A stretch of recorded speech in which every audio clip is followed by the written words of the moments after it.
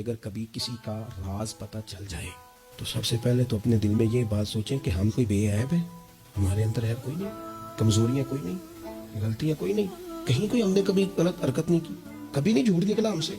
भाई मासूम तो फरिश्ते हैं या नबी है।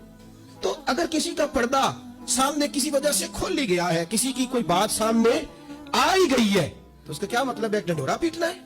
मैंने पहले भी कहा था कि अपनी सारी गलतियों समेत अपने आप से प्यार है, और दूसरे की एक का पता चल गया तो नफरत शुरू हो गई जी। मेरे नबी पाक अलैहिस्सलाम का जो अंदाज है ना बात करने का, वो तो मोह लेता है मन को। इब्ने माजा के लफ्ज सुनिए, नबी पाक अलैहिस्सलाम ने फरमाया, किसी की बरहंगी अगर कहीं से किसी का कपड़ा हट गया है तो तू दुनिया में उसे छुपा दे, रब कयामत में तेरी पर्दापोशी कर देगा, अल्लाह पर्दापोशी तेरी कर देगा।